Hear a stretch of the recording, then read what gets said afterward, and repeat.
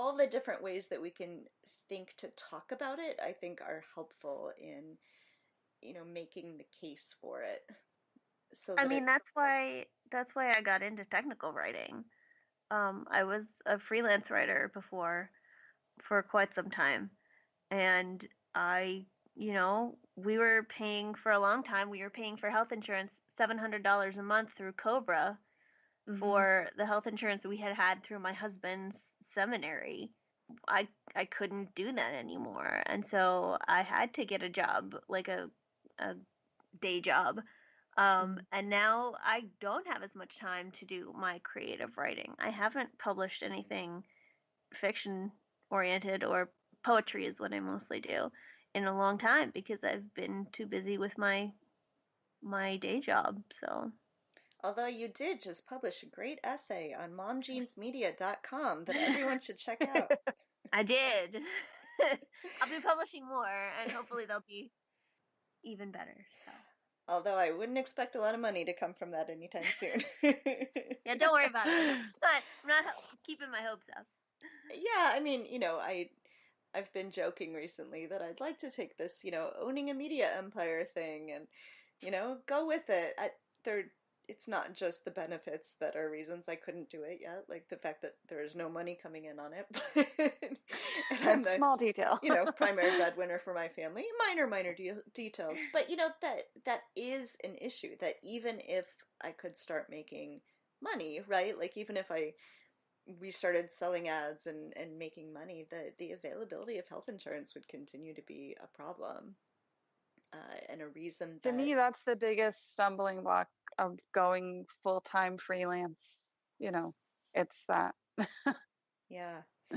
Do you do you think that there are other political things that are affecting the art world? I mean, there's obviously issues about funding for art and whether art continues to be funded, but are there Mhm. issues around like immigration policies and things like that that are affecting art? Yeah, I mean, I think that I read that great article that you sent about the political art, the only art that matters hmm now. And yeah, artists love having something to rail against. That's like that's perfect for art. I mean, taking down the man, you know. Yeah, yeah. But I think that there's still, you know what I still see as a huge problem in art is sexism. We Mm, still see just as many, if not more, women go into art school and go into the creative industries, but the big names that we continue to see are all men. mm. Women representation in galleries is still much lower than men. There's just a certain, I hate it, I still think it's true that there's a certain heft given to men in the art world that's not given to women. And I've had things said to me in the past like, oh, you draw like a man. Hmm.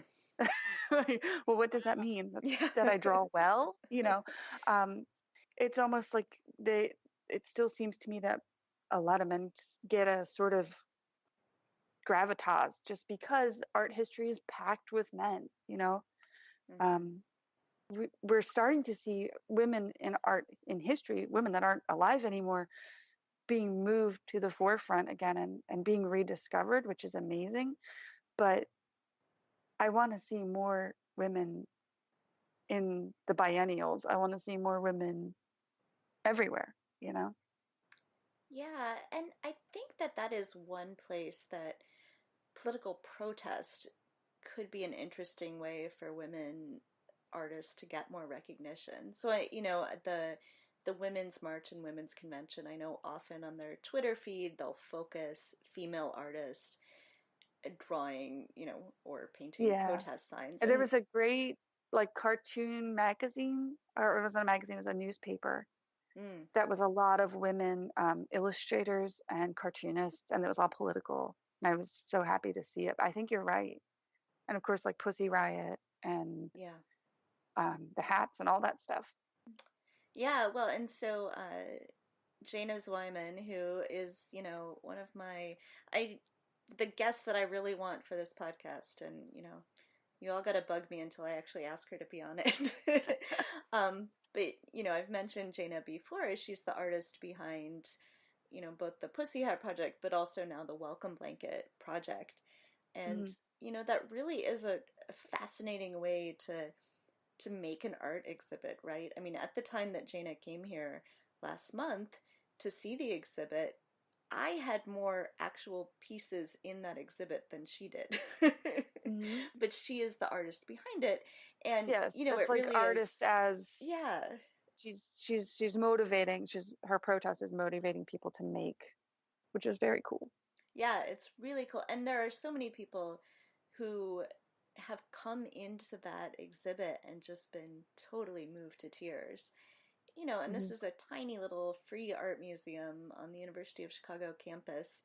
And I don't think it's often in the past been a destination museum, but it is now, at least while this exhibit is open. And so, it's really, I don't know if it's completely innovative. I don't know enough about the art world to know, how frequently this sort of thing has happened. But, I Mhm. think it's really a place where it's a female artist and the nearly everyone who submits a blanket, not 100% absolutely, but nearly everyone is also female, who's doing the knitting or crocheting or the weaving.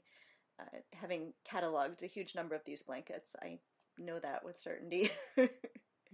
Yeah, I really love the idea of the blankets, and it's interesting that the fiber world is still predominantly a female space, Hmm.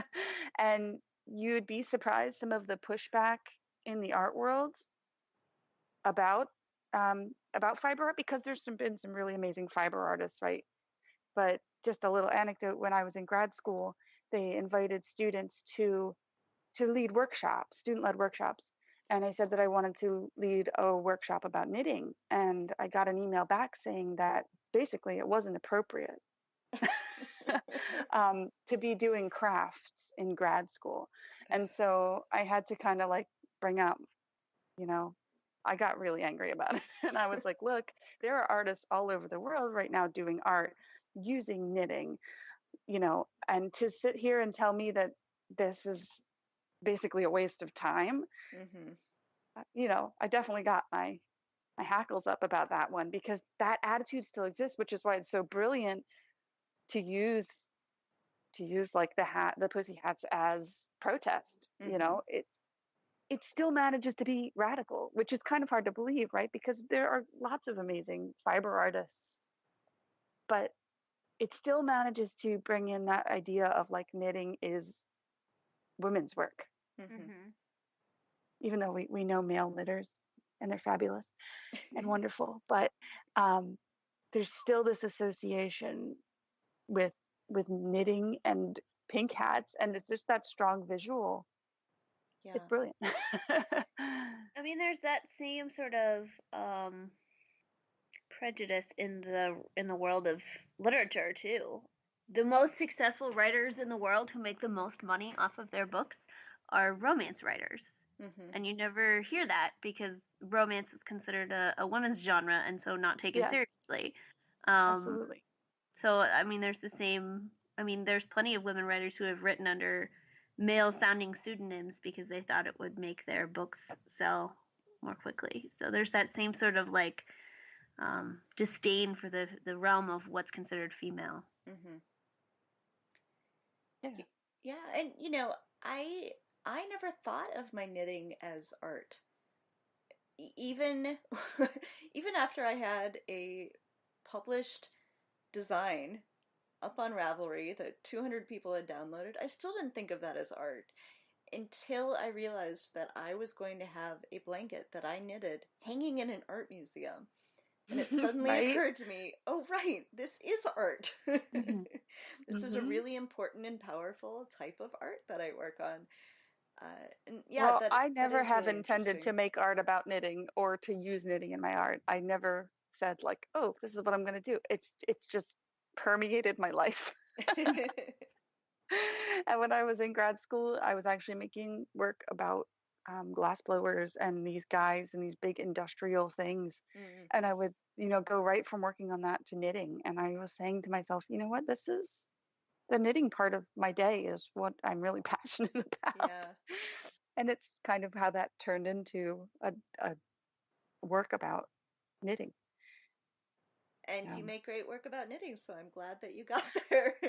All different kinds of stuff, Yeah. It's some of it's the community and the support from the knitting community and crochet. I always say knitting, but it includes crochet as well. Hmm. But it's become such a big part of my life and my creative process. So So, switching gears a yeah. little bit, one thing Yeah. that I want to talk about because I'm so interested in it is how Trump managed to have a whole campaign with such terrible, terrible graphics. Yes, they were so bad. The T and the P and the oh my Yeah. God. Yeah, so I one of the things that I really appreciated about Hillary's campaign was how cohesive her graphics were, right? I mean, she had a font Mhm. that the minute it came on the screen, you knew it was a Hillary Clinton commercial. I loved the graphics that they used, and I hated the Trump. I mean, that's not just me, right? No, because nothing that they did looked particularly professional. Like Yeah. Mm-mm. everything that they did looked like they'd made it with clip art. Like it did. Like it looked like I mean, they were one step away from using Comic Sans. I mean, it wasn't like I don't know. None of it ever looked particularly professional, which in retrospect was probably actually appealing to people who voted for him. Yeah, but it was also extremely telling, right? I mean, this isn't Mhm. just, oh, I have a particular aesthetic that I like. It didn't look like they paid any attention to detail. And Well, that and is, quite frankly, it didn't look like they could get anybody who would pay attention to detail to work for them. That's what yeah, it made me yeah. think. It made me think no designer will work for this person. Well, I mean, look at the red hats, the "Make Hmm. America Great Again" hat. Like, there's almost zero design in that, Hmm. right? I mean, it's red with capitalized white words. Uh-huh. But see, that's what's so frustrating about Trump is that all these things that we find so distasteful are in the alternate universe of people who love Trump, the very things that they like about him, right? Like Hmm. all the horrible things that he says that we're all so disgusted by are the things that they like. And so, his like insane, like off kilter character that doesn't make any sense, they love that. So the terrible design that we think is awful probably signaled to them somehow, subconsciously that, hey, this guy doesn't hang around with fancy designers. Hey, this Well, guy doesn't, yeah, but that pay doesn't that attention kind to of like things.